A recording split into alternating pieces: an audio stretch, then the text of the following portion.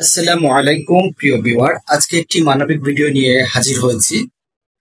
কথা বলবো একটি 3 বছরের ছোট্ট মেয়ের কথা, যার জন্মগতভাবে একটি হাত নেই, দুটি পা নেই, তবুও ভালোভাবে বেঁচে থাকার, ভালোভাবে চলার অপ্রাণ চেষ্টা। নাম তার সুলতানা পারভীন। বরগুনা জেলার পাথরঘাটা উপজেলার চরদুয়ানী ইউপির চুটুডাঙ্গা গ্রামের সুলতান হাওলাদার এবং খাদিজার গর্ভে 3 বছর আগে জন্ম হয় সুলতানা পারভীনের। কিন্তু 5-10টা বাচ্চাদের মতো স্বাভাবিক ছিল না। তার ছিল না একটা হাত এবং দুটা পা।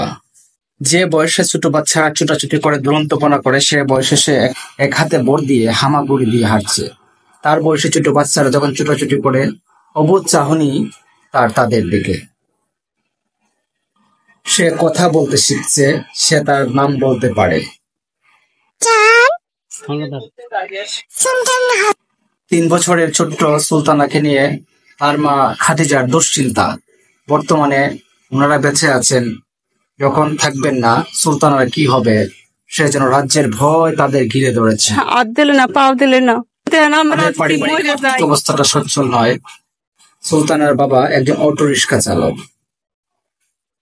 তার পক্ষে মেয়েকে এতটা সাপোর্ট দেওয়া সম্ভব হবে না বলে উনি দুশ্চিন্তায় আছেন। ডাঙ্গর হইতেছে আস্তে আস্তে, আমি ওরে নিয়ে কি করব?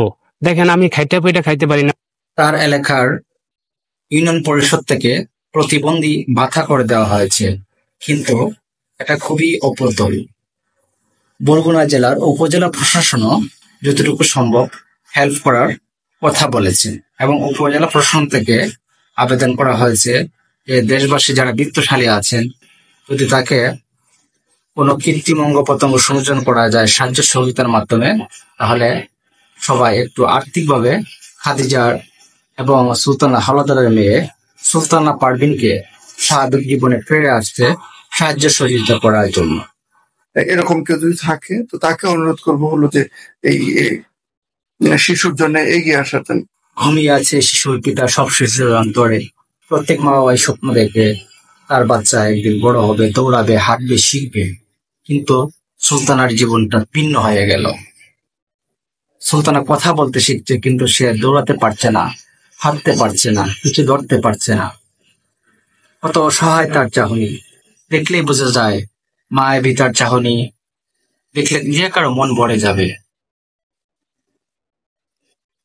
যে কোনো একটি পরিবারে বাচ্চা ছেলে বা মেয়ে হোক, এটা যথেষ্ট নয়। একটি বাচ্চা সুস্থ এবং সবল হওয়া, এটাই হচ্ছে আসল ব্যাপার। যখন কোনো পরিবারে কোনো প্রতিবন্ধী শিশুর জন্ম হয়, তখন ফ্যামিলির যে কি একটা অবস্থা হয়। মা বাবা তো বাচ্চাদেরকে ফেলে দিতে পারবে না, কিন্তু মা বাবা যখন থাকবে না, যখন তারা দুনিয়া থেকে বিদায় হবেন, তখন তারা অসহায় বাচ্চারা বা প্রতিবন্ধী বাচ্চাটা কি হবে, তারা সবসময় তা নিয়ে একটু দুশ্চিন্তায় ভোগেন।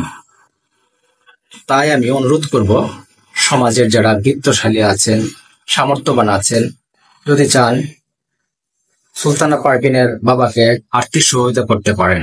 হয়তোবা এই আর্থিক সহযোগিতার মাধ্যমে সুলতানার পরিবার সুলতানাকে একটি ভালো অবস্থানে রেখে যেতে পারবেন বলে তারা আশাবাদী। তবে অবশ্যই ভালোভাবে যোগাযোগ করে দিবেন সুলতানা পরিবারের সাথে, তাহলে প্রতারণার খপ্পরে পড়তে পারেন। আর এদিকেও খেয়াল রাখবেন যেন সুলতানার পরিবার আর্থিক সহযোগিতা ঠিকঠাক মতো পায়, অন্য কারো হাতে না যায়। ভালো থাকবেন, সুস্থ থাকবেন, এবং সব মা বাবারই বাচ্চা সুস্থ থাকুক এবং সুস্থ বাচ্চা এই পৃথিবীতে জন্ম হোক। খোদা হাফেজ।